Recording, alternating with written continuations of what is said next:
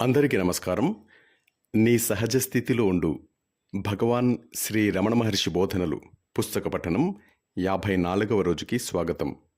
పుస్తకంలోని 6వ భాగం సిద్ధాంతంలో మొదటి అంశం సృష్టి గురించి సిద్ధాంతాలు, విశ్వానికి సంబంధించిన వాస్తవము. తర్వాతి భాగం విందాం. భగవాన్, సృష్టి ఎట్లా సంభవించింది?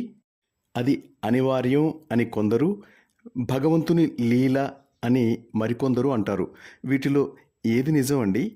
శాస్త్రాలలో ఎన్నో వర్ణనలున్నాయి, కానీ సృష్టి అంటూ ఏమైనా ఉందా? సృష్టి అంటే ఏమైనా ఉంటేనే కదా అది ఎట్లా సంభవించిందో చెప్పగలుగుతాం. ఈ సిద్ధాంతాల గురించి మనకి తెలియకపోవచ్చు, కానీ మనం ఉన్నట్టు మనకి తెలుసు. ఆ నేను ఎవరో తెలుసుకున్న తర్వాత సృష్టి ఉన్నదో లేదో తెలుసుకోవచ్చు కదా.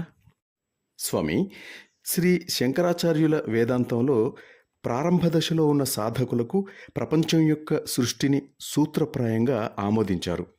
కానీ బాగా పురోగమించిన వారికి సృష్టి అంటూ ఏమీ లేదని తెలిపారు. ఈ విషయమై మీ అభిప్రాయం ఏమిటండి? సృష్టి లేదు, లయము లేదు, బంధితుడు లేడు, ఆధ్యాత్మిక సాధకుడు లేడు, ముక్తికాముడు లేడు, ముక్తుడు లేడు. ఉన్నదల్లా సత్యమే. గౌడపాదుని కారికలో 2వ అధ్యాయంలో ఈ శ్లోకం ఉంటుంది. ఆత్మనిష్ఠుడు సత్యం గురించి తన జ్ఞానం వల్ల ఈ విషయాన్ని గ్రహిస్తాడు. స్వామి, మనం చూచే ఈ ప్రపంచానికి కారణం ఆత్మే కదండి. ఆత్మే ప్రపంచంగా అనేక నామరూపాలతో కనబడుతుంది. అయితే ఆత్మ సృష్టి, స్థితి, లయలకు నిమిత్త కారణం కాదు. తానే ప్రపంచంగా కనపడుతుందన్న విషయాన్ని ఎరుగక ఆత్మ గురించిన గందరగోళం ఎందుకు కలుగుతుంది అని ప్రశ్నించకు. దానికి బదులు ఈ గందరగోళం ఎవరికి కలుగుతోంది అని ప్రశ్నించుకో. పరిశీలన మీద ఆత్మకి ఏ విధమైన గందరగోళము లేదు అని తెలుస్తుంది. స్వామి, అద్వైత సిద్ధాంతంలోని అజతవాదాన్ని మీరు బోధిస్తున్నట్లు అనిపిస్తోంది ఇప్పుడు. నేను అజతవాదాన్నే బోధించను. అన్ని మతాలు నాకు ఆమోదమే. శ్రోత యొక్క పరిపక్వాన్ని బట్టి ఉన్న వాస్తవాన్ని వివిధ రీతులలో చెప్పవలసి వస్తుంది. సత్యం తప్ప వేరే ఏమీ లేదు. పుట్టుక లేదు, చావు లేదు, సంకల్పితమైనదేదీ లేదు, ఉపసంహరించబడేది ఏమీ లేదు, అన్వేషకుడు లేడు, బంధం లేదు, ముక్తి లేదు. ఉండేదల్లా ఒక్కటే, అది ఏకతే. ఇదే అజతవాదం. ఈ సత్యాన్ని అర్థం చేసుకోలేని వాళ్ళు మన చుట్టూ కనబడే ప్రపంచాన్ని ఎట్లా లేదు అనగలం అని అడుగుతారు. అటువంటి వారికి కలల అనుభవం గురించి చెప్పి చూచేవాడి బట్టే ఉంటుంది చూడబడేది కూడా. దృష్టికి వేరుగా దృశ్యమంటూ ఏది లేదు అని చెప్తాం. దీనిని దృష్టి సృష్టివాదం అంటారు. అంటే మనస్సులో దేనినో సృష్టించుకుని తరువాత మనస్సు సృష్టించిన దానినే చూస్తామని అర్థం. దీనిని కూడా కొందరు గ్రహించలేక ఇట్లా వాదిస్తారు. కళ చాలా తక్కువసేపే ఉంటుంది, ప్రపంచం మాత్రం ఎప్పుడూ ఉంటుంది. కళ నాకు ఒక్కడికే సంబంధించిన అనుభవం, కానీ ప్రపంచాన్ని నేనొక్కడినే గాక అందరూ చూస్తారు, అనుభవిస్తారు. అటువంటి ప్రపంచం లేదని అనలేం. దీనికి సమాధానం సృష్టి దృష్టివాదం.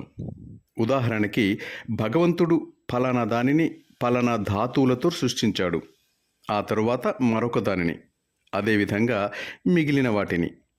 ఆ తరహా మనుష్యులకు ఇదే సంతృప్తినిస్తుంది. వేరే విధంగా వారికి సంతృప్తి కలగదు. ఈ భూగోళ శాస్త్రం, మ్యాపులు, శాస్త్రాలు, నక్షత్రాలు, గ్రహాలు, వాటికి సంబంధించిన నియమాలు, పరిజ్ఞానం, ఇదంతా అవాస్తవం ఎట్లా అవుతుంది అని అడుగుతారు. అటువంటి వారితో దీనినంతా భగవంతుడు సృష్టించాడు, నీవు చూస్తున్నావు అని అనటమే శ్రేష్టం. భగవాన్, వీటిలో ఏదో ఒక సిద్ధాంతమే నిజం కావాలి కానీ అన్నీ కాలేవు కదా? విద్యార్థి యొక్క సామర్థ్యాన్ని బట్టే ఈ సిద్ధాంతాలన్నీను. సత్యం ఒకటే. విశ్వమంతా ద్రష్టతో బాటే దృశ్యమానం అవుతుంది. దీనినే యుగవత్ సృష్టి అంటే ఆకస్మిక సృష్టి అంటారు. కలలో సృష్టింపబడిన వాటి వంటిదే ఇదిను. అనుభవించేవాడు, అనుభవింపబడే పదార్థాలు అన్నీ ఒకేసారి ఉత్పన్నమవుతాయి కలలో. బాహ్య వస్తు జ్ఞానం పేరుకుపోయి ఉండటం వల్ల కొందరు దీనిని అంగీకరించరు. హఠాత్తుగా సృష్టి ఎట్లా సాధ్యం అని కనుగొనబోతారు. దేనికైనా ఒక కారణం ఉండాలి అంటారు. అంటే వారి చుట్టూ ఉన్న ప్రపంచానికి ఒక వ్యాఖ్యానం కావాలి అని కోరుతారు. అప్పుడు మళ్ళీ జిజ్ఞాసను సంతృప్తిపరచడానికి శృతులు సృష్టికి సంబంధించిన సిద్ధాంతాలు చెప్తాయి. సృష్టి గురించి ఈ విధంగా వివరించటాన్ని క్రమసృష్టి అంటారు. కానీ నిజమైన సాధకుడు యుగవత్ సృష్టి అంటే ఆకస్మిక సృష్టితో సంతృప్తి పడాలి. అయితే సృష్టి యొక్క ఉద్దేశ్యం ఏమిటి స్వామి? ఇటువంటి ప్రశ్నను అడిగించటమే. ఈ ప్రశ్నకి సమాధానాన్ని పరిశీలించు. చివరికి అన్నిటికీ మూలమైన ఆత్మని గ్రహించి అందులో ఉండు. ఆ పరిశీలన చివరికి ఆత్మ అన్వేషణై అనాత్మమైనదంతా తిరస్కరింపబడి స్వచ్ఛమైన ఉజ్వలమైన ఆత్మసాక్షాత్కారంతో ముగుస్తుంది. సృష్టి గురించి ఎన్ని సిద్ధాంతాలైనా ఉండవచ్చు, అవన్నీ బయటికి వెళ్ళేవే. దేశకాలాలు అనంతం కాబట్టి వాటికి అంతు అంటూ ఏమీ లేదు. ఏమైనా అవన్నీ మనస్సులోనివే. మనస్సుని గమనిస్తే దేశకాలాలని అధిగమిస్తావు. ఆత్మసాక్షాత్కారం అవుతుందప్పుడు. ఎవరికి సంతృప్తి కలిగేట్టు ఆ విధంగా సృష్టి గురించి సశాస్త్రీయంగా హేతుబద్ధంగా వివరాలు ఉండవచ్చు. వాటికి అంతంటూ ఏమైనా ఉందా? అటువంటి వివరణలను క్రమసృష్టి అంటారు. కానీ దృష్టి సృష్టి అంటే యుగవత్ సృష్టి. ద్రష్ట లేకపోతే దృశ్యమంటూ ఏమీ లేదు. ద్రష్ట ఎవరో కనుక్కో. సృష్టి అతనిలోనే ఉంది. బయటికి దృష్టిని సారించి అసంఖ్యాకమైన దృశ్యాలను గురించి ఊరికే వివరిస్తుండటం ఎందుకు? భగవాన్, జగత్ సృష్టి గురించి వేదాలలో పరస్పర విరుద్ధాలైన వర్ణనలు ఎన్నో ఉన్నాయి. ఆకాశం ఒకచోట, ప్రాణం ఇంకొక చోట, జలం మరొక చోట, అట్లాగే మిగిలినవి వేరువేరు ప్రదేశాలలో సృష్టింపబడ్డాయి అంటారు. వీటన్నిటికీ సమన్వయం ఎట్లా కుదిరింది? ఈ సిద్ధాంతాల వల్ల వేదాల పట్ల నమ్మకం దెబ్బతిన్నదా స్వామి? ఒక్కొక్క ఋషి సత్యం యొక్క ఒక్కొక్క పార్శ్వాన్ని చూసి వాటినే నొక్కి చెప్పాడు. పరస్పర వైవిధ్యం ఉన్న వాళ్ళ మాటలతో నీకేం పని? వేదాల ముఖ్య ఉద్దేశ్యం అనశ్వరమైన ఆత్మ యొక్క స్వరూపాన్ని మనకు చెప్పి మనం ఆత్మేనని తెలపటం. అవును, ఇది బాగానే ఉంది. అంటే ఈ భాగం సంతృప్తిగానే ఉంది స్వామి. అయితే మిగిలినవన్నీ అర్థవాదంగా సరిపెట్టుకో. అంటే అన్నిటికీ మూలాన్ని వెతకాలనుకునే అజ్ఞానుల కోసమే ఆ వివరణలన్నీ కూడా అని వాటన్నిటినీ విడిచిపెట్టు. భగవాన్, నేను సృష్టిలో భాగాన్ని, అందువల్ల దానిపై ఆధారపడి ఉంటాను. ఈ సృష్టి రహస్యాన్ని తెలుసుకోవాలంటే నేను దాని నుండి వేరవ్వాలి. అయినా శ్రీ భగవాన్ని అడుగుతుంటాను. ఆయన నాకు సమాధానాన్ని ఇవ్వవద్దా అండి? నిజమే. అందువల్లే భగవాన్ ఇట్లా అంటారు, నీవు స్వేచ్ఛగా ఉండి ఆ చిక్కుముడిని విప్పుకో. ఆ పని చేయవలసింది నీవు. అసలు నువ్వు ఆ ప్రశ్నను అడుగుతున్నావు కదా. ఇప్పుడు నీవెక్కడున్నట్టు?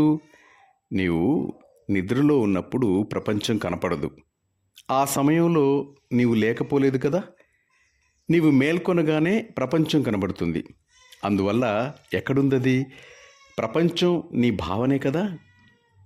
భావాలన్నీ నీవు కల్పించుకున్నవే. మొదట సృష్టింపబడేది నేను. ఆ నేను ఉదయించేది ఆత్మ నుంచి. ఈ నేను యొక్క సృష్టి రహస్యాన్ని కనుగొంటే జగత్ సృష్టి రహస్యం కూడా విడిపోతుంది. అందువల్ల నీ ఆత్మాన్వేషణ చేసుకోమని చెప్తూ ఉంటాను. అంతేకాదు, ప్రపంచం వచ్చి నా ఉనికికి కారణమేమిటి అని కానీ, నేను ఎట్లా సృష్టింపబడ్డాను అని కానీ అడుగుతుందా? ఈ ప్రశ్నల్ని అడిగేది నీవు. ప్రపంచానికి తనకి గల సంబంధాన్ని గ్రహించాలి పృచ్ఛకుడు. ప్రపంచం తన కల్పనేనని ఒప్పుకోవాలి. కల్పించుకునేది ఎవరు? నేను ఎవరో కనుక్కోమను. ఆత్మని కనుక్కోమను.